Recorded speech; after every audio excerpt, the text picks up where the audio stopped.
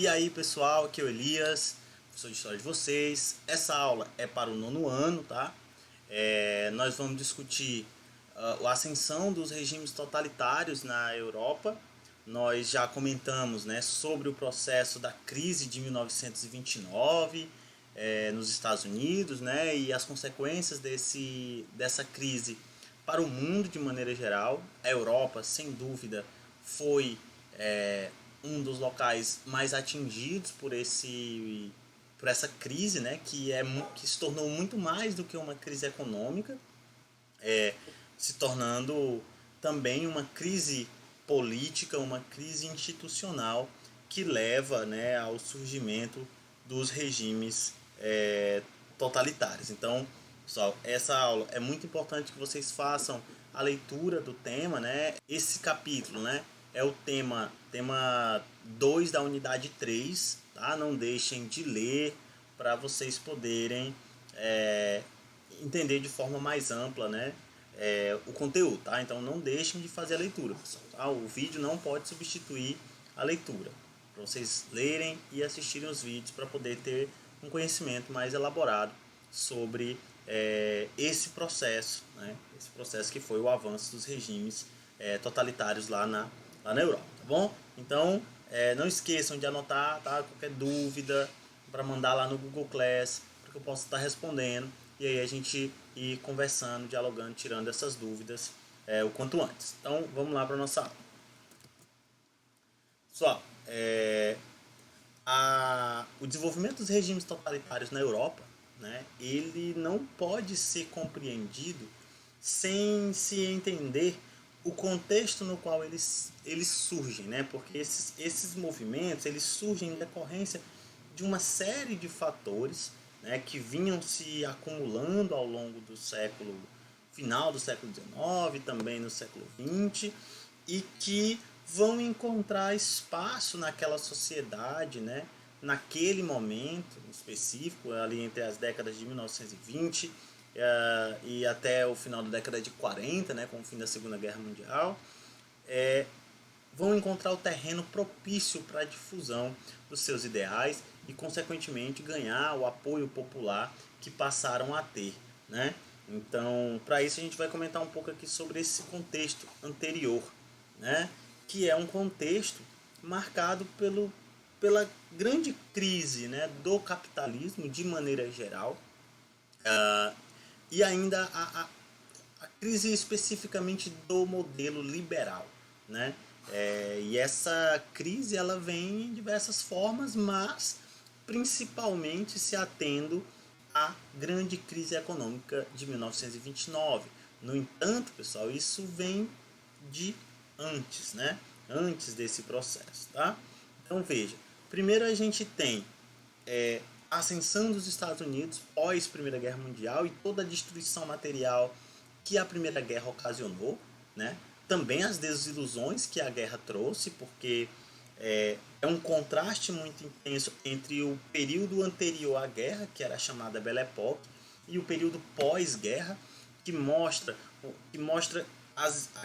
aquela ilusão que a Belle Époque tinha, né, do progresso material, de uma vida regida, né, por, vamos dizer assim, de otimismo e tal, vem muito por terra quando a guerra explode e milhões de pessoas morrem, cidades inteiras são destruídas, economias inteiras simplesmente param. E isso colocava em xeque justamente esse modelo de vida, né?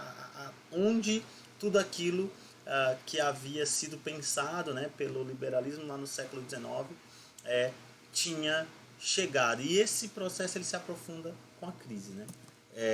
Nós vamos ter a Europa, ela até vinha, né, graças ao financiamento estadunidense e tal, se recuperando ao longo lá da década, pelo menos nos primeiros anos da década de 20, né? Você vai ter a crise, né? Ela vai se dar justamente por esse retorno aos poucos da economia europeia, levando os Estados Unidos à chamada superprodução. Nós já comentamos isso. Então, os Estados Unidos ele exportava muito para a Europa. De acordo com que a Europa vai se recuperando da guerra, né, começa a reduzir essas importações, passam a ter uma série de políticas de proteção econômica, o que reduz bastante a importação desses países em relação aos produtos europeus, levando, por exemplo, aos Estados Unidos também a uma superprodução, produção do setor agrário e, consequentemente, a especulação lá do que leva à quebra, né, da bolsa. Então, superprodução, a difusão do crédito e todo aquele processo, né, de especulação que faz com que as empresas supervalorizassem suas ações, enquanto que havia uma queda drástica no consumo, leva a chamada quebra da Bolsa de Nova York, e em decorrência disso nós vamos ter a chamada crise do liberalismo, também chamada de a Grande Depressão, né, tendo em vista que a crise ela trouxe incertezas, né, em relação ao futuro daquele modelo de sociedade. Né? Então, quer dizer, o liberalismo ele se tornava desacreditado naquele momento em decorrência, né, do abismo no qual a economia mundial dos países liberais ela entrava logo após 1929, né? E isso na verdade despertou certos setores para alternativas, né? Outras vias possíveis.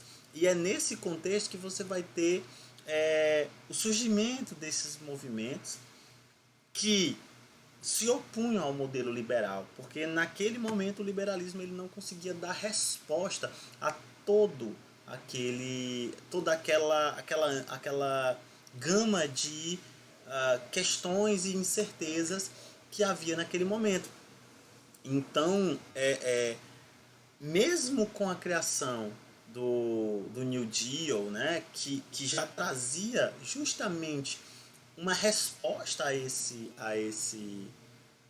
modelo, né, porque o New Deal, ele, na verdade, ele já é um modelo neoliberal, né, tendo em vista que pregava uma série de planos econômicos com a intervenção direta do Estado na economia para reduzir as consequências da crise, estimular o consumo, a produção e a retomada econômica. Então, quer dizer, o próprio liberalismo ele não conseguia dar conta da crise na qual ele havia se inserido.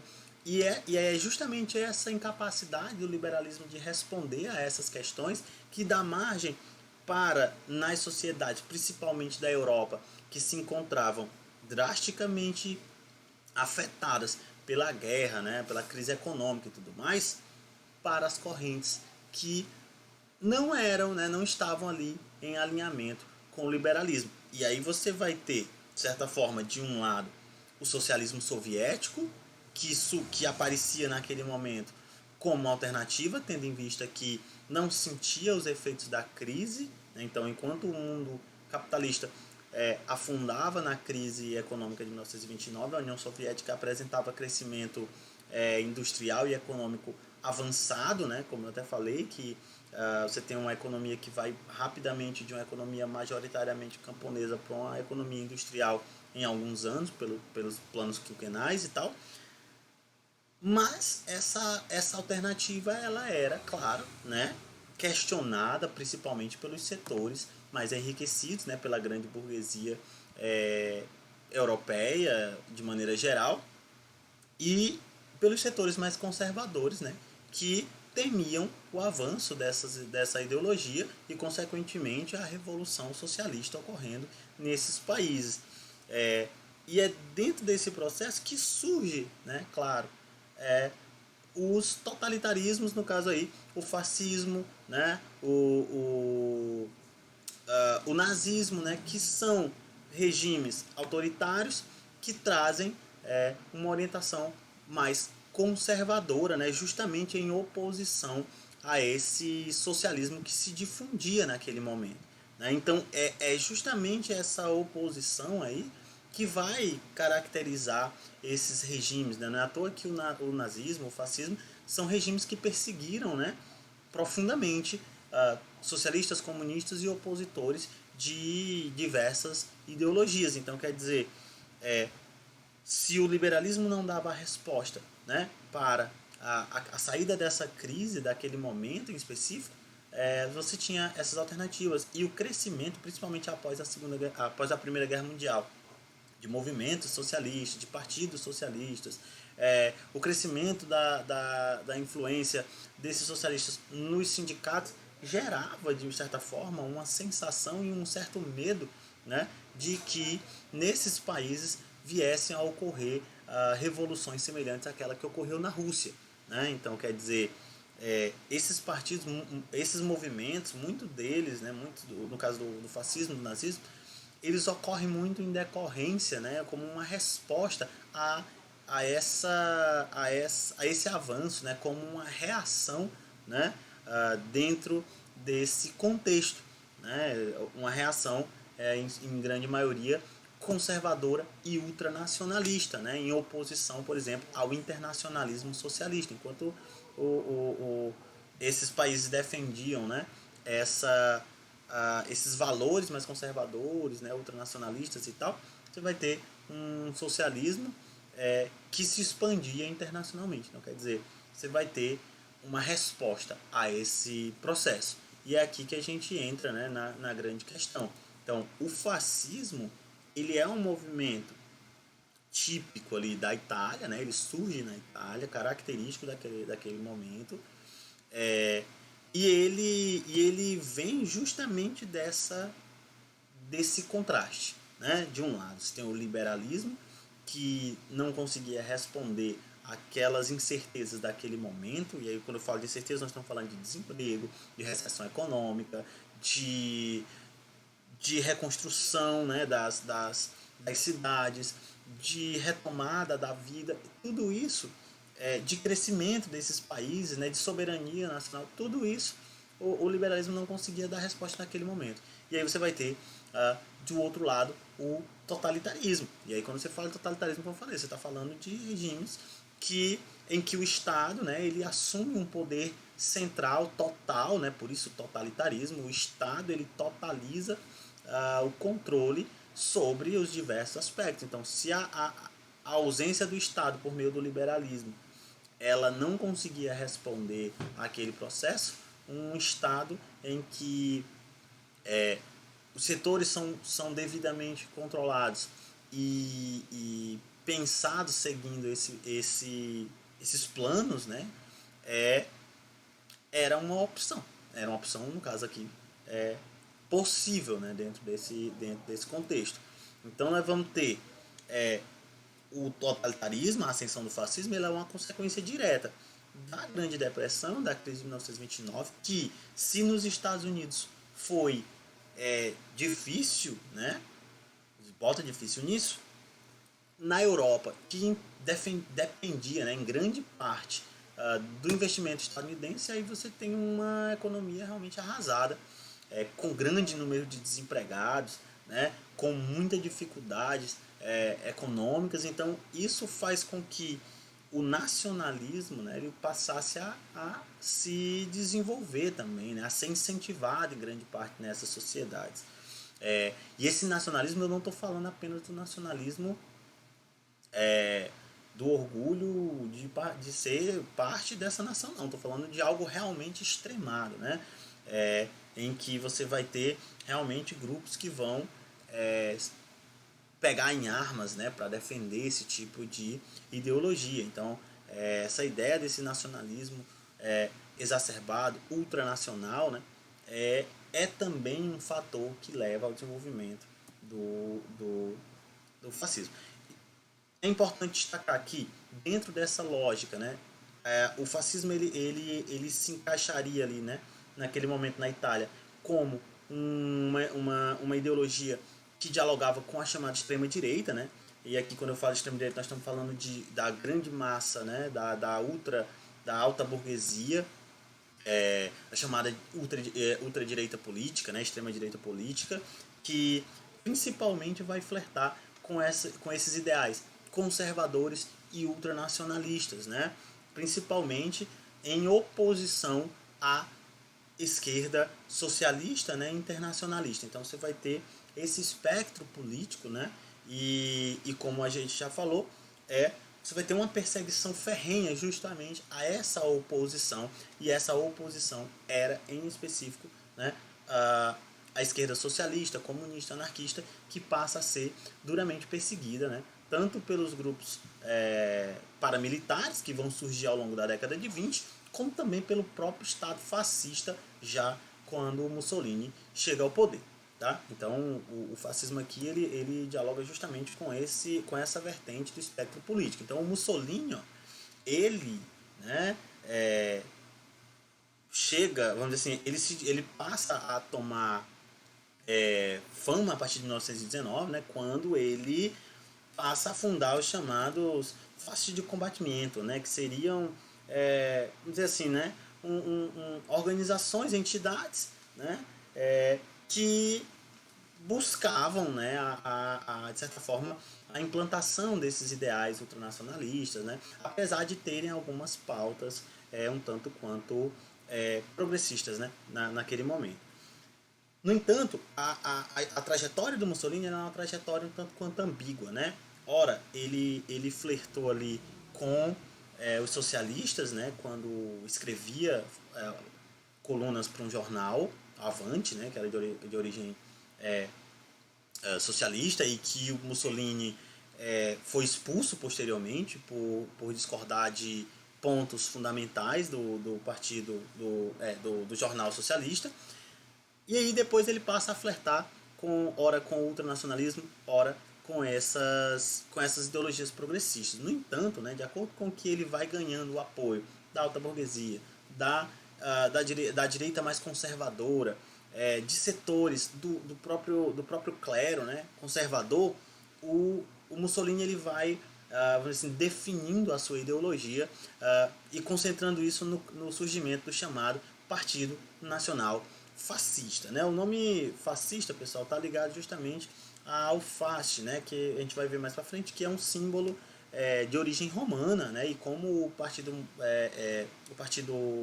fascista, ele era um partido nacionalista, então eles vão buscar essa origem nacional lá nos romanos, lá no século I, II, em que você vai ter o fascio, né? Que é um machado com vários gravetos, né, que representava a autoridade e a ideia da união, da força e tudo mais. Eu vou comentar sobre esse símbolo. Então, o Partido Nacional Fascista ele é fundado com a liderança do Mussolini, e a partir daí você vai ter uma organização, de certa forma, social, que tinha como objetivo assumir o poder. Né? E aí você vai ter várias tentativas. O Mussolini vai primeiro participar das eleições, depois, aí no caso das eleições, eles não ganham nenhuma representação significativa. Na verdade, são até, de certa forma, passam praticamente despercebidos, né? Então, e o próprio resultado da eleição lá em 1919 já trazia uma certa um certo desconforto, tendo em vista que você tem um avanço grande, né, do Partido Socialista, que consegue várias cadeiras no parlamento, também o Partido Católico também consegue, e isso, de certa forma, não agradava muito os fascistas, tanto que eles vão partir para uma vamos dizer assim, um tom mais agressivo, né? À toa que você vai ter o surgimento das primeiras milícias, né, paramilitar, que surgem atrelados a esse partido fascista. Né? Então a ideia era o quê? O governo fascista, né, o programa de governo desse partido seria o quê? Um governo forte, né? Então centralizado na figura do líder, no caso aqui a gente vai ver o Mussolini. Você vai ter o ultranacionalismo, né? Vamos dizer assim, uma adoração e uma veneração maior dos símbolos nacionais, da identidade nacional italiana, e também o desenvolvimento político e econômico da Itália por meio do intervencionismo estatal. Basicamente seria esse o programa fascista. Né? E aqui, claro que esse processo tem outros elementos que a gente vai comentar mais para frente, né? Como o corporativismo, que era o atrelamento das entidades sociais ao Estado, no caso, por exemplo, os sindicatos, que passam a ser controlados pelo Estado, a censura e N fatores. Então, a priori, de maneira geral, você tem essa característica, né? Então, um governo forte, centralizado na figura do líder, que no caso era o Mussolini, o ultranacionalismo como elemento, né, característico, né? Claro que esse governo forte, eu estou falando de um governo realmente autoritário e tal, que tem censura e tudo mais, que persegue opositores e tudo, e o desenvolvimento econômico aí da Itália, principalmente por meio do Estado, por meio de políticas pautadas por esse Estado. Como eu falei, em decorrência da derrota do partido, né, nas eleições, o Mussolini então resolve organizar uma investida, né, militar, de certa forma, e em 1922 você vai ter a chamada Marcha sobre Roma, quando ele vai convocar os camisas negras, né, que era, de certa forma, as milícias fascistas, para desfilar, literalmente, né, ir até Roma para fazer uma espécie de golpe. Né? E aí, na ocasião, devido ao grande apoio, à grande quantidade e tal, digamos assim, a intimidação desse movimento, o rei, o então rei, né, o Vítor Emanuel III, ele convoca o Mussolini para fazer parte do governo, né, como primeiro-ministro. Né? E aí ele é nomeado em 1922 como primeiro-ministro da Itália. Né? Então, dentro de um governo parlamentarista, o primeiro-ministro é o chefe do governo, aí no caso é o Mussolini. E então a partir de 1922 você tem o início aí do processo, né, que dá o tom, né, de certa forma, da política italiana como sendo caracterizada como um regime fascista. Então, a partir daí você vai ser o desenvolvimento e não só o desenvolvimento, mas a prática da ideologia que o Mussolini tinha desenvolvido nos anos anteriores, ok? Então, pessoal, por hoje é só, né? Na próxima aula a gente vai comentar mais sobre as características desse regime, né, lá na Itália, né, como é, porque lembre-se, né, existe a diferença entre a ideologia e a prática. Então, nós vamos ver como é que esse regime se estruturou, né, quais são as características, o que o Mussolini ele vai colocar em prática na Itália lá na década de 20, ok? Então, faça a leitura do livro, anotem suas dúvidas e aí, obrigado por assistir e até a próxima.